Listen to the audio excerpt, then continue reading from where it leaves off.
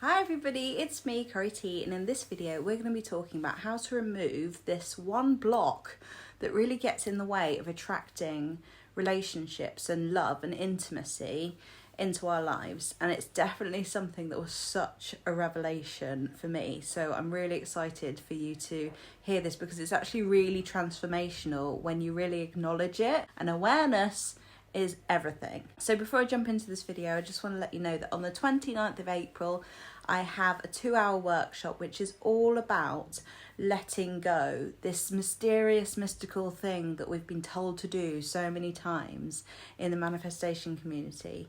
And I'm going to be talking about that in depth, how to do it. We're going to walk through some practices that are going to help you to feel your emotions, to release them, and to set yourself free from the clutching, from the needing, from the lack, from the desperation, from any of that stuff, any of that attachment that keeps you stuck in lack. We're going to learn to let that go. It's going to be such a powerful workshop and I'd love to see you there. Honestly, this stuff has literally changed my life and changed how I feel and made me actually happier. So I would love to see you there. Right, so what's this block? Okay, so if you were to think about, say you're manifesting a specific person or you really want a relationship, right?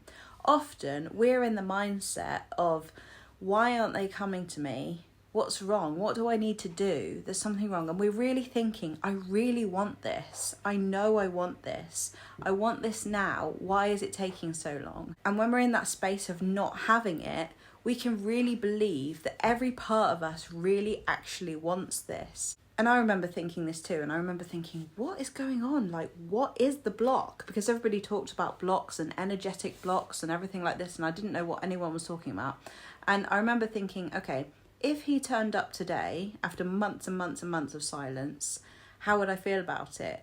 And there was part of me that went, oh, I don't know. And I was talking about this to a client yesterday, and she said the same thing. She was like, I'd be really happy and really excited, but there'd also be a part of me that was like, okay, we need to like slow down and we need to really put the brakes on and we really need to make sure that you really want to be with me. So there's resistance there, right? And there's a fear that I'm going to get hurt, I can't open my heart, and actually you at a distance in some way is safe. And so what this tells us, if you are attracting someone who is not available, who is emotionally unavailable, who is physically unavailable for whatever reason, there's part of you that is also emotionally unavailable, but you haven't acknowledged it because we're so used to having people at a distance. We're so used to that, and actually we're getting something out of it. We are getting something out of it. And so this is what I said to my client yesterday, and it's a real revelation, and it was such a revelation for me when I thought to myself, okay, right, I can see that there's fear there. There's fear of this relationship. There's fear of getting hurt. There's fear of it going wrong. There's something in me that I don't understand that actually feels uncomfortable. Like, if he came back today, there's part of me that maybe wouldn't want it. I'd be fearful of losing my identity. I'd be fearful of being stifled and suffocated. I'd be fearful of losing my freedom. There was all these things that were coming up. At the same time, really, really wanted it to happen. And so I knew that there was things within me that I had to face. I actually had to face. And actually being in a relationship was going to be one of the best ways to do that. So I said to myself, right, I am ready to face whatever I need to face to create the relationship that I want. I'm ready to face my fears.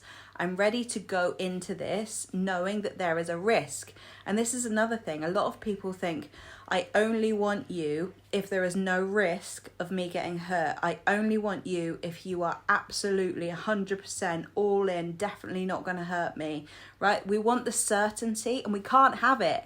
We can't have it. In relationships, it comes with a risk, okay? In every relationship, no matter how good the relationship is, there is a risk. And if you think about it, we might as well face the fact that we're going to be disappointed and hurt, and just accept that as part of being in a relationship, because it's gonna happen. You can be with someone for a week and have a great time, and then maybe it doesn't work out.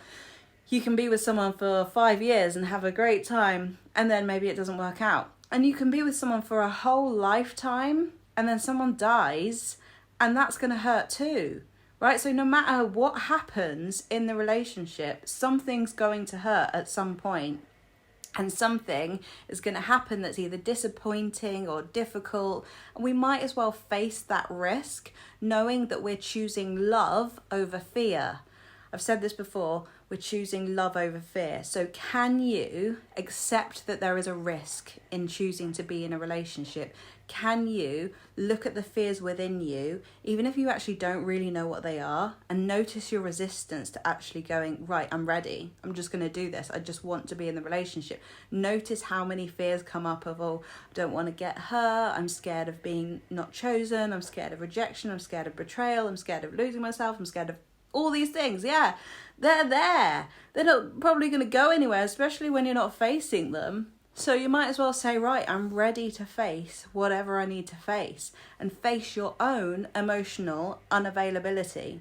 The reason why, the very good reason why you might be emotionally unavailable yourself, or you might have these fears and resistance to creating a relationship, or a relationship with your specific person or anyone else, is because love is a risk. Love requires us to be seen and to be vulnerable in a way that maybe we were not when we were younger. Maybe it wasn't safe to do that when we were younger.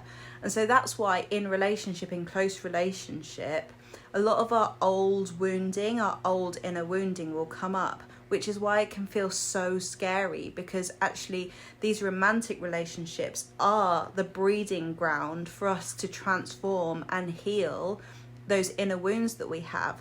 So another motivator to actually facing our fears is like, yes, it's going to be scary. Yes, that's part of the deal. And yes, I'm ready to transform myself. Yes, I'm ready to heal my stuff and actually break all of this generational trauma, and I'm gonna do it. So even though it's scary, even though I don't have certainty, I know you want certainty.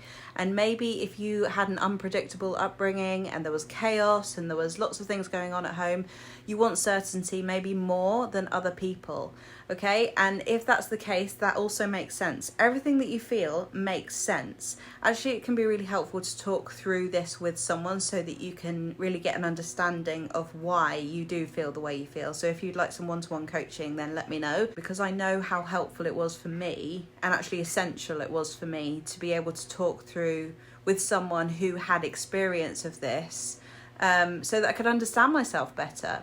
But in essence, everything that you feel, every fear that you have, every scary feeling that's coming up when it comes to actually letting yourself be seen, letting yourself be your true self, letting yourself be loved, and facing those uncomfortable feelings that might make you feel small, might make you feel like a child sometimes, they're all normal. They're all actually normal. And often we try to combat it with avoidance or defensiveness, or, you know, really hard boundaries that actually don't let people in at all. And that is one of the things that blocks love. So we have to combat that with really saying to ourselves, I know I'm scared, and I'm okay with that. I know that this is going to be messy. I know that relationships are going to bring up my stuff, and I know that I can't have certainty.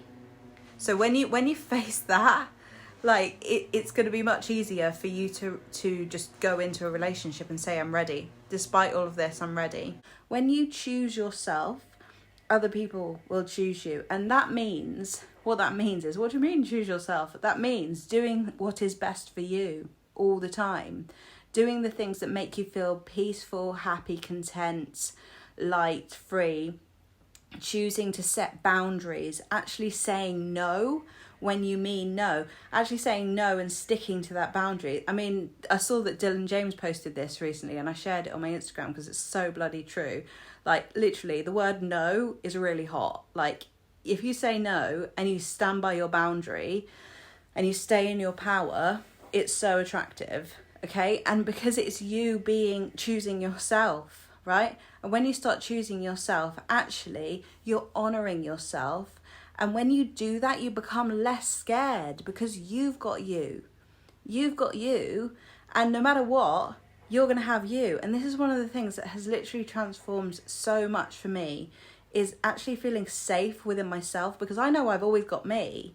No matter what, I've always got me. No matter what. Till the day I die, I've got me. So I'm going to choose myself. So when you know that you've got you and you're always going to do what is best for you, you will feel much safer in relationships. This is where self-trust comes in, and self-empowerment and self-love and all of that stuff.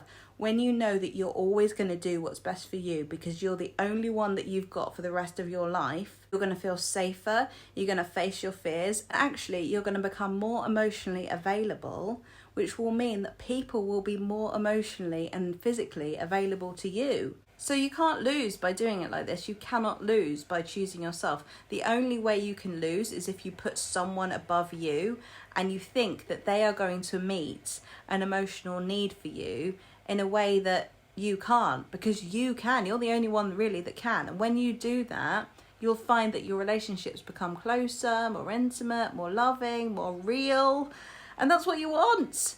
Lots of us are living in this fantasy world, and trust me, me too, I was as well, where we think that someone's going to come along and they're going to prevent us from ever feeling hurt, disappointment, sadness, loneliness, and it's not true, right? It's just not true. So when we actually become the source of our own safety, choose ourselves, be honest, open, authentic, vulnerable, and we're ready to actually face our fears of rejection, and we just go in and we say, right, I'm ready to face whatever I need to face in order for me to create the relationship that I want. And I remember so clearly having this moment, and I was in Italy and I was at the market square in Perugia, and I remember thinking, oh my God, I am ready. And I actually felt like quite scared because I didn't know really what that meant, and I felt the resistance.